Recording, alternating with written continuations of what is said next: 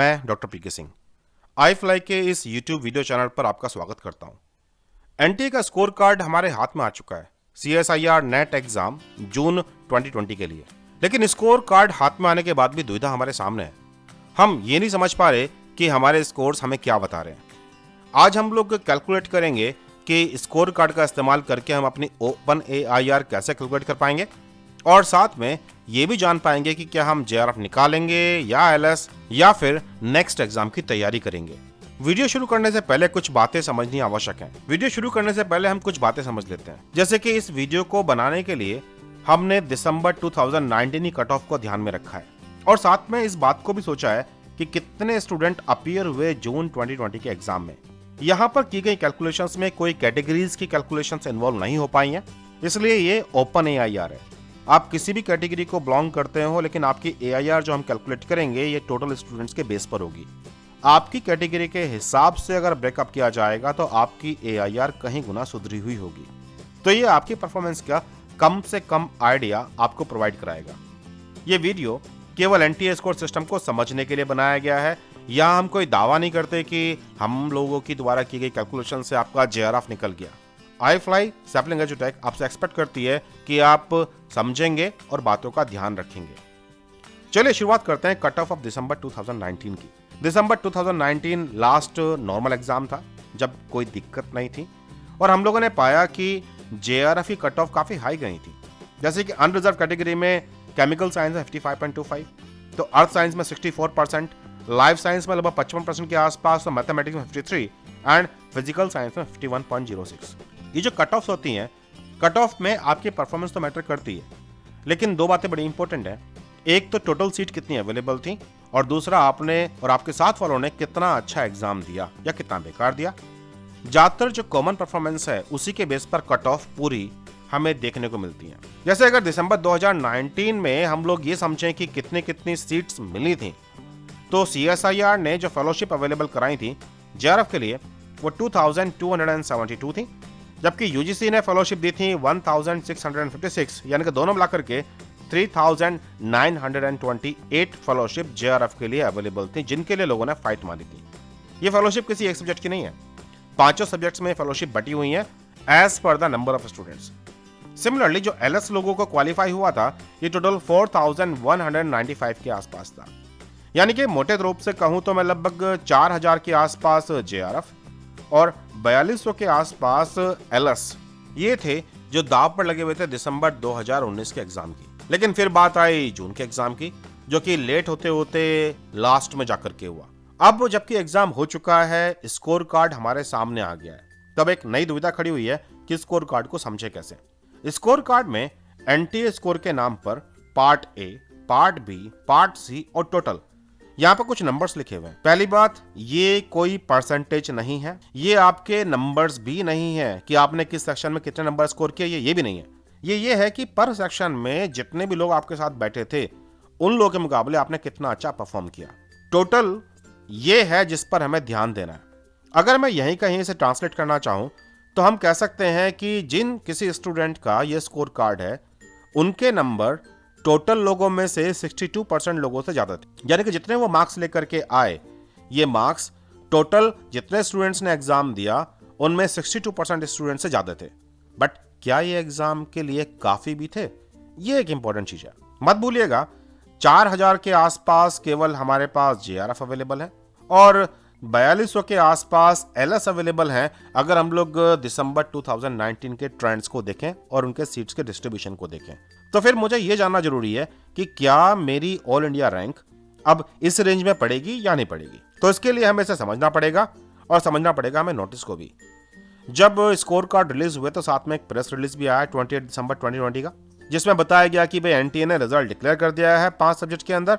हालांकि एग्जाम जून में होना था, बट ये नवंबर के आखिर में जाकर के हुआ, और कुछ जगह तो उसके बाद भी। अब सब्जेक्ट वाइज अगर हम देखें कितने लोगों ने एग्जाम दिया, तो केमिकल साइंस में टोटल 22,446 लोगों ने फॉर्म फिलअप किया, लेकिन एग्जाम देने के लिए केवल 14,900 आए। क्या घंटी बजी कुछ? भाई ये काफी लेस परसेंटेज है स्टूडेंट्स की जो एग्जाम देने के लिए आए। सिमिलरली जर्नल EWS कैटेगरी में 4127 में से केवल 3155 और ओबीसी में 22,000 लोगों में से केवल 14,000 लोग एग्जाम देने आए। SC में 8000 में से 4500 और ST में 3100 में से लगभग 1800 के आसपास। टोटल 60,000 लोगों ने फॉर्म करा और केवल 39 के आसपास लोग ही एग्जाम देने के लिए आए। भाई ये काफी कम परसेंटेज है लोगों की। अच्छा बड़ा परसेंटेज का चंक एग्जाम देने के लिए ही नहीं आए। सिमिलरली जब हम अर्थ साइंस की बात करते हैं, टोटल 10,000 में से 6,500 के आसपास, यानी कि अप्रोक्सीमेटली 35% लोग एब्सेंट थे एग्जाम में।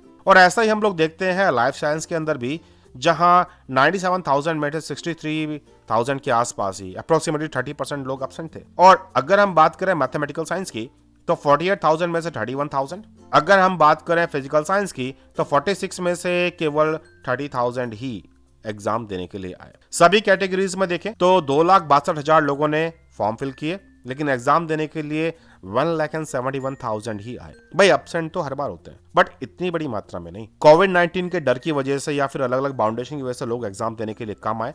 नतीजा, जिन्होंने एग्जाम दिया उनके लिए फायदा। भाई सीट तो लगभग उतनी है, लेकिन अभी क्या है, कंपटीशन कम हो गया। जब कभी कम लोग एग्जाम देंगे कम सीट के लिए तो कट ऑफ भी गिर जाएगी। तो इसलिए हम लोग एक्सपेक्ट कर रहे थे कि जो जून के एग्जाम की कट ऑफ है, ये दिसंबर 2019 के कट ऑफ से थोड़ी सी कम ही रहने वाली है, ज्यादा शायद ना जाए। अभी स्कोर कार्ड तो हमारे सामने आ ही गया, तो अपनी परफॉर्मेंस का अंदाजा भी लगा सकते हैं। लेकिन उससे पहले यह भी समझना जरूरी है, हमने कहा कि JRF के लिए 4,000 सीट अवेलेबल है और LS के लिए लगभग 4200 के आसपास सीट अवेलेबल है। अगर हम लोग दिसंबर 2019 की बात करें तो उसके हिसाब से क्या सेम कंपटीशन है दोनों कैटेगरी में? देखिए 10,000 लोगों ने एग्जाम दिया है LS के लिए केमिकल साइंस में और JRF के लिए दिया है 28,000 लोगों ने। भाई ये कंपटीशन तो 33% मोर है JRF के अंदर। ऐसे ही अगर मैं बात करूं अर्थ साइंस की तो 1399 मतलब 1400 के आसपास लोगों ने एग्जाम दिया LS के लिए और 5,000 लोगों ने दिया है एग्जाम JRF के लिए। ऐसे ही लाइफ साइंस में LS के लिए दिया है 16,000 लोगों ने और JRF के लिए दिया है 47,000 लोगों ने। मैथमेटिक्स में 11,000 के आसपास लोगों ने LS और 19,000 के आसपास लोगों ने JRF के लिए। फिजिकल साइंस में 8,000 लोगों ने दिया है LS के लिए और 22,000 लोगों ने दिया है JRF के लिए। टोटल जोड़ के देखें सभी सब्जेक्ट का तो 48,000 लोगों ने LS के लिए ट्राई किया और 1,23,000 लोगों ने JRF के लिए अप्लाई किया। तो भाई कंपटीशन कहाँ ज्यादा है? ये लोग भी लगभग 4,000 सीट के लिए फाइट कर रहे हैं और ये लोग भी लगभग 4,000 सीट के लिए फाइट मार रहे हैं। नतीजा नो डाउट JRF के लिए कंपटीशन हमेशा इसीलिए हाई जाता है। अब हमें ये मालूम है कि भाई JRF में कंपटीशन ज्यादा होता है, पहली बात। दूसरी बात हमें ये भी पता है कि कम लोग एग्जाम देने आए थे। हालांकि ये बहुत बड़ा डिफरेंस नहीं है, बट अगर 10-15% लोग भी कम आते हैं as compared to last exam तो ये रिजल्ट पे फर्क डालता है। अब इन्होंने जो हमें स्कोर कार्ड पकड़ाया, इसमें NTA स्कोर को समझाने के लिए इन्होंने हमें फार्मूले भी दिए कि भाई वो क्या कहना चाह रहे हैं। इसमें 2-3 बातें जो खास ध्यान रखने वाली हैं। इन्होंने कहा कि NTA score are normalized scores across multi-session papers and are based on the relative performance of all those who appeared for the examination in one session। देखिए लाइफ साइंस का एग्जाम 2 सेशन में कंडक्ट किया गया था, तो इसलिए life science में जो NTA का स्कोर दिया गया है वो पर सेशन के पॉइंट ऑफ व्यू से है। एक सेशन में जितने लोग आए उसके बेस पर। तो जो भी कुछ आपके सामने मिलने वाला है इसमें कैटेगरी के बेस पर नहीं है। मतलब आपका जो NTA स्कोर है वो ऐसा नहीं है कि आपकी कैटेगरी में स्कोर ही है। टोटल जितने स्टूडेंट उस एग्जाम को देने के लिए उस दिन उस शिफ्ट में आए थे, उनमें से आपकी परफॉर्मेंस कैसी रही इररिस्पेक्टिव ऑफ द कैटेगरी। और इसको कैलकुलेट करने के लिए जो फार्मूला इस्तेमाल किया गया है NTA स्कोर के लिए, ये इज इक्वल टू है 100 multiply by number of candidates appeared in the session with raw score equal to और लेस देन द कैंडिडेट। मान लीजिए कि 1,000 लोगों ने आपके सेशन में एग्जाम दिया टोटल इंडिया में। इनमें से आपके नंबर इतने अच्छे हैं कि आपके नंबर 600 लोगों से ज्यादा हैं। आपकी जो परफॉर्मेंस है वो बेटर देन 600 है, लेकिन मत भूलिएगा ये लेस देन 399 भी है। तो मुझे जो स्कोर दिया गया वो इस बेस पर दिया गया कि टोटल कितने लोगों ने आपसे कम नंबर निकाले और उस सेशन में टोटल लोग थे कितने। अब इस स्कोर को हम चाहें तो AIR में कन्वर्ट कर सकते हैं, लेकिन ये AIR ओपन होगी। ये AIR ऐसे नहीं है कि आपकी कैटेगरी की AIR है। ये AIR इस बेस पर कैलकुलेट होगी कि सबके सब एक समान है। अब जैसे एग्जाम्पल के रूप में आपका स्कोर कार्ड बता रहा है कि आपकी जो NTA स्कोर है वो है 98.9012। टोटल स्टूडेंट आपके सेशन में थे 39,081। हम लोग यहाँ ये जान सकते हैं फार्मूले का इस्तेमाल करके कि आपकी परफॉर्मेंस 38,651 स्टूडेंट से बेटर थी। ये तो हमें ये मालूम पड़ा हम कितने अच्छे थे कितने लोगों से, बट कितनों से कमजोर थे यही तो हमें AIR मालूम पड़ेगा। तो अब इसी का इस्तेमाल करें वैल्यू का, तो हम इससे AIR भी कैलकुलेट कर सकते हैं, जो कि 429 था। अब इसको हम लोग LS या फिर JRF में कैसे कन्वर्ट कर सकते हैं। मान लीजिए कि आप OBC कैटेगरी के हैं और आपके सब्जेक्ट के अंदर कुल मिलाकर के 1000 के आसपास JRF बढ़ते हैं, तो यानी कि जो टॉप के 1000 लोग होंगे उनको JRF दिया जाएगा। भाई अगर ओपन कैटेगरी में तुम्हारी रैंक आ रही है 429, मान लीजिए आप OBC में, और ये जो हमने ओपन AIR कैलकुलेट करी है 429, ये तो हमने सबके लिए कैलकुलेट करी है। तो अगर मैं केवल OBC में छांटू कि OBC में कितने लोग थे और उसमें आपकी परफॉर्मेंस क्या थी, तो हो सकता है आपकी परफॉर्मेंस 200 से 300 के बीच में AIR निकाल कर दिखा दे। और अगर आपकी परफॉर्मेंस ये बोल रही है तो आप खुद सोच के बताइए कि आपको JRF मिलने वाला है या नहीं, क्योंकि JRF तो मिलेगा पहले 1000 को। हालांकि कैटेगरी भी इन्वॉल्व है उसके अंदर, लेकिन फिर भी कैटेगरी का ब्रेकअप भी करें तब भी आपके चांस काफी बढ़िया है। अब हम लोग ऐसे ही एक लो स्कोर को भी चेक कर लेते हैं। जैसे मान लीजिए कि हमारे पास जो स्कोर दिया गया है NTA का, यह है 62.253732। मैं फिर बोल रहा हूं, this is not percentage, this is not marks, ये आपकी रैंक समझ लीजिए कि आप कहां स्टैंड करते हैं। तो 62 सुन के अच्छा लग रहा है। अब 62 को हम कन्वर्ट करते हैं AIR में। तो हम लोगों ने इसके एक फार्मूला जनरेट किया कि आप अपनी ओपन AIR कैलकुलेट कैसे करोगे। इसके लिए आपको चाहिए कि आपके सेशन में टोटल स्टूडेंट्स कितने बैठे जो आपके स्कोर कार्ड में, इसमें से आप माइनस करोगे total number of scoring lesser marks than you N, और N कैलकुलेट कर सकते हो आप NTA के स्कोर कार्ड से।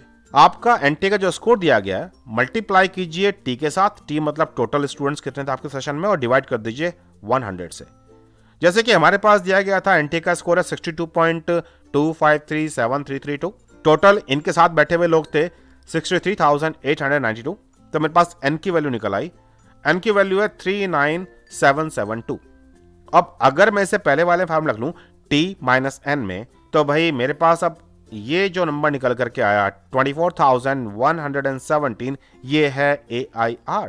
अब यार कुछ सोच के बताओ, क्या 24,000 AIR पे हम लोग एक्सपेक्ट कर सकते हैं? हाँ, अगर कोई कैटेगरी ऐसी है जिसमें बहुत कम लोगों ने दिया था और उनमें भी आपका स्कोर ठीक बैठ रहा, तब तो बात अलग है। लेकिन जनरल OBC कैटेगरी में 24,000 में हम एक्सपेक्ट नहीं कर सकते। तो यहां हमें एक आइडिया मिल जाएगा ब्रॉड एग्जाम्पल के रूप में कि भाई हमारी परफॉर्मेंस क्या ट्रांसलेट हो रही है। क्या तुम्हें अपनी कैलकुलेशन करने में अभी भी दिक्कत आ रही है? अगर ऐसा आ रहा है तो भाई चिंता मत करो, हम लोग बैठे हुए तुम्हारे साथ। अपना NTA स्कोर, सब्जेक्ट, कैटेगरी ये नीचे कमेंट सेक्शन में टाइप कर दीजिए। एज अर्ली एज पॉसिबल हम लोग आपकी कैटेगरी के हिसाब से एक रफ आइडिया दे देंगे कि आपकी ओपन AIR कितनी होगी और एज पर योर कैटेगरी आपके चांस कैसे हैं एग्जाम क्वालिफाई करने के लिए। अगर हम लोग के एफर्ट्स आपको समझ में आए हैं, आपको समझ में आया कि NTA का स्कोर कैसा है, ये वीडियो अच्छा लगा है तो प्लीज लाइक कीजिएगा, शेयर कीजिएगा, और मत भूलिएगा इस बात को कि हम लोग ओपन AIR कैलकुलेट कर रहे हैं। एक्चुअल AIR आपकी जो भी निकल के आएगी वो इससे बेहतर निकल के आएगी, क्योंकि वो कैटेगरी में ब्रेकअप में होगी।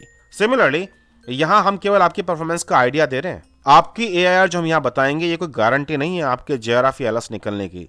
ये एक रफ एस्टिमेशन है कि आप जो एग्जाम में करके आए थे तो आज आप कहां स्टैंड करते हैं। iFly को ज्वाइन करने के लिए आप व्हाट्सएप कर सकते हैं 9013902981, और iFly के बारे में और जानने के लिए गूगल कीजिए iflynetgate.com। चलिए फिर मिलेंगे किसी और वीडियो के साथ। धन्यवाद।